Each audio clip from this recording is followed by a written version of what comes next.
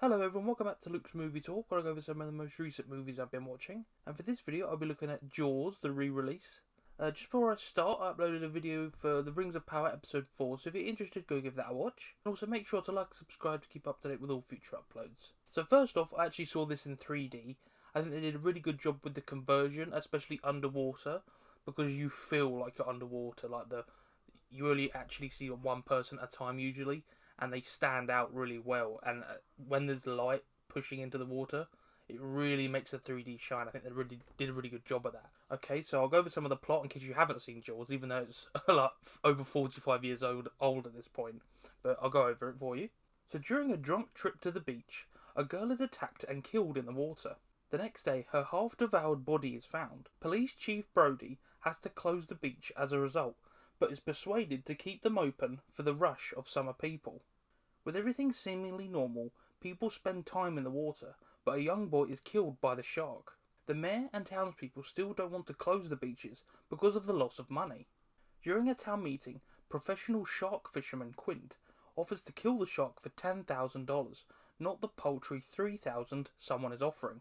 Brody is joined by Hooper, an oceanographer. They check the girl's remains. She was attacked by a much larger shark than everyone's thinking. A tiger shark is killed, but after Hooper cuts it open, confirms this wasn't the shark that killed the boy. After finding a deserted boat and corpse, and also a shark tooth embedded in the side of that boat, Brody and Hooper believe it's a great white shark. See, at this point in the film, there's a lot of evidence that shows it's a great white, but his name's Mayor Vaughn, and he's basically denying everything. He basically doesn't want to even acknowledge the shark, and at some points in the film, it's even quite annoying to watch how much he wants to ignore it, even after all this evidence of people dying. It's crazy to watch. The mayor doesn't believe them and keeps the 4th of July beaches open, and the shark attacks and kills again. Brody makes Mayor Vaughn hire Quint. Quint, Brody, and Hooper go out to sea and spend the next day attracting, harpooning, and tracking the shark. So basically, Brody spends pretty much the whole morning throwing chum into the water, and every so often you'll see a glimpse of the shark, and they'll be like, how are we going to deal with this? And they harpoon it, they track it, they try to do everything they can, because this is a big shark, and their boat is realistically not equipped to deal with this shark. During the night, the shark attacks, damaging the boat. The next day, they try and fix the boat, but the shark appears. They harpoon it more, but the boat ends up half submerged. So basically, they harpooned it with, I think it was 2 barrels at this point, and they tried to wrap it around the back of the boat, but the shark literally drags the boat. It's that powerful, so they have to try and get that off, and that boat ends up just half sunk in the water because of the damage and all the stuff the shark has done to it. It is a big shark, and it's doing a lot of damage. Hooper gets in the cage to try and trank the shark, but it attacks, and Hooper has to end up hiding in the water. The shark jumps onto the ship and eats Quint. Brody then puts an oxygen tank in its mouth, and at the last minute blows it up. Brody and Hooper reunite and head back to shore. This was a crazy end to the film, but it's a very slow build-up, but very methodical. It's not a boring build-up. It's very slow build-up, tension, one person dies, 2, 3, it's building up, and then they face the shark. And the shark does not make it easy. It's a clever shark. It's putting them through their paces, and they're being put to the test. They're going to have all their wits about them to try and defeat this shark. So as I mentioned before, the 3D was really good. I think they did a good job with it.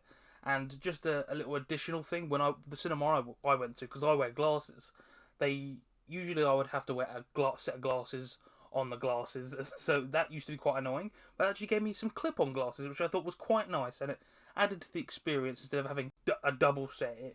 It felt more natural to have a clip-on, so I think they did a good job in setting up the 3D experience to be even better. But yeah, as I said before, the light and the ocean were really good 3D effects.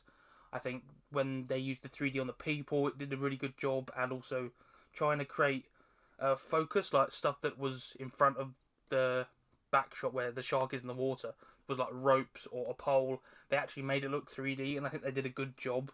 Especially with a 40-plus-year-old movie, I think they did a really nice job of making it really good in 3D.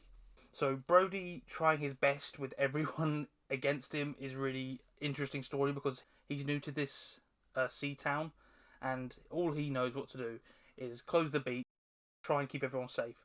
But so many people in the town, for some reason, don't care. Keep the beaches open and keep people at risk. And everyone just kind of seems to ignore it until it's literally up in their face trying to eat them. So Brody is just trying his best with literally like one other deputy on his side, and he is just put under pressure to do everything, and the mayor is ignoring him. Even the coroner tried to cover up the fact that that first girl died by a shark. Everyone in this town is a bit, let's say, loopy and trying to ignore the facts. Hooper is the reason of the film, and people keep ignoring him as well. Like when the tiger shark got brought up, everyone was like, that was the shark, and Hooper's like, no it's not, that shark is too small. But everyone's like, no, this person, Hooper, who's basically a specialist in marine animals, is wrong. So people ignored him for some reason, I don't know why.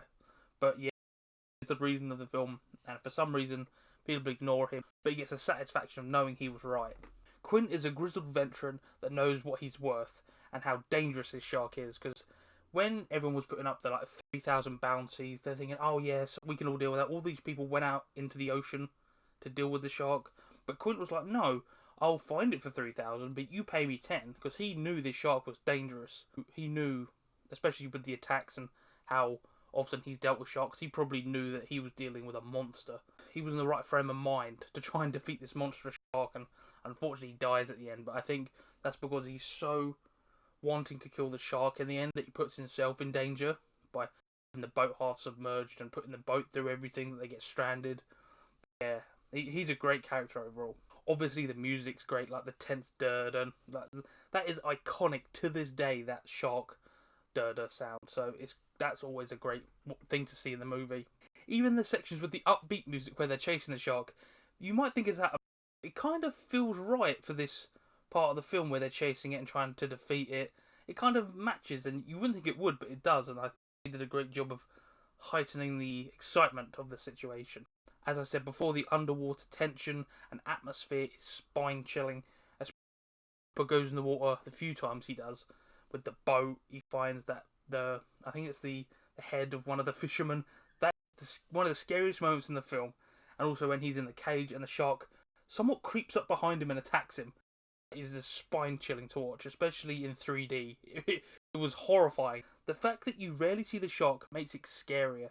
If you haven't heard about all the behind-the-camera stuff, where the shark kept mucking up and they couldn't use it as much, that actually kind of worked it out for the film, because they couldn't use it as much and you don't see the shark as much as a result, so it makes it scarier and you don't see it coming half the time. So there's a lot of tension and build-up to the shark finally making its big appearance out of the water. The one kind of negative I do have is that, as I mentioned before, the mayor and townspeople are insufferably dumb and literally ignore the shark and the attacks. Like, I know some people might be like, oh come on, at least like keep the beach open but not the water, but these people just flat out ignore Hooper and Brody and want to just keep the beach open and keep everyone in danger and let them go in the water. It is like intolerably dumb to watch sometimes, but I get it, some people are just like that somehow. But that's the one only nitpicky negative I would say. But yeah, overall, if you love horror, if you love sharks, this is a classic if you haven't seen it somehow. But it is a classic that everyone should see at least once in their lives. And I think this 3D experience just heightened that excitement and fun factor. And also the horror factor for this film. So I love it. But yeah, that's all for me from this video. If you enjoyed the video, make sure to like, subscribe to keep up to date with all future uploads. And until next time, I will see you all later.